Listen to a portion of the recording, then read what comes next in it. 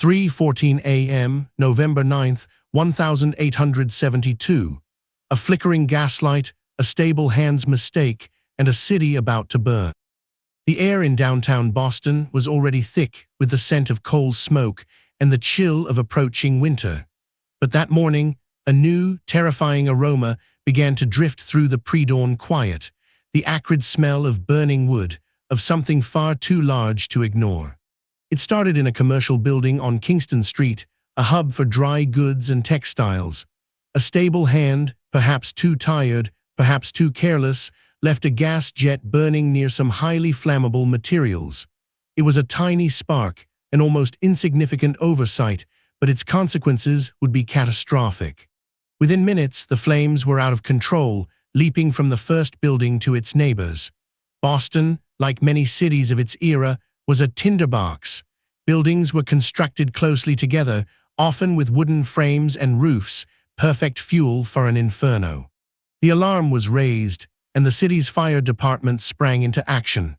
But they faced an immediate, unforeseen obstacle, a devastating epidemic of equine influenza sweeping through the city's horse population. Many of the horses, essential for pulling the heavy steam pumpers, were too sick to work.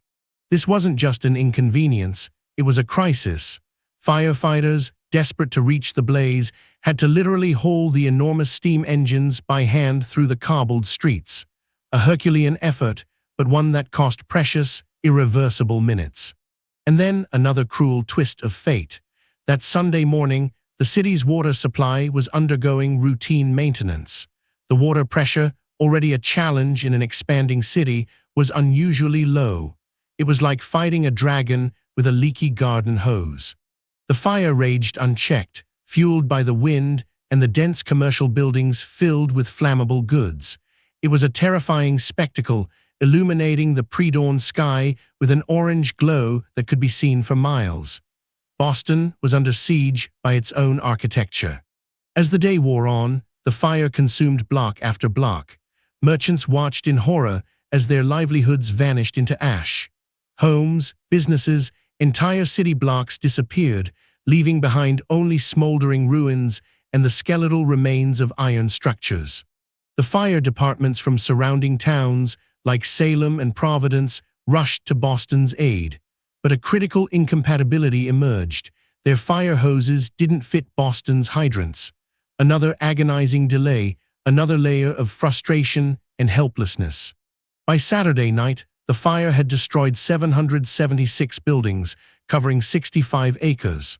The financial loss was staggering, estimated at $75 million, which would be over $2 billion today.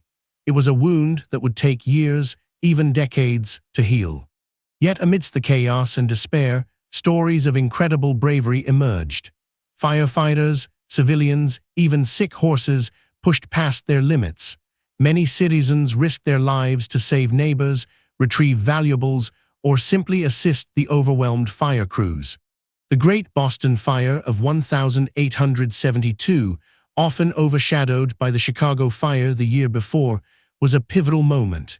It highlighted the urgent need for urban planning, better building codes, and standardized equipment across different municipalities. In the aftermath, Boston didn't just rebuild, it reimagined itself. Streets were widened, fireproof materials became mandatory, and the city's infrastructure was drastically improved. From the ashes of that devastating blaze, a safer, more resilient Boston began to emerge.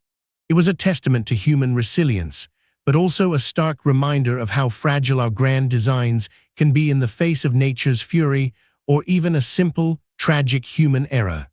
The horses, those silent sufferers, played an unsung role in this unfolding drama. The city learned, as cities often do, through immense loss. And the lessons of 1872 continue to shape urban safety and emergency response even today, a silent legacy woven into the very fabric of our modern metropolises. Discover another forgotten disaster that reshaped a city's destiny.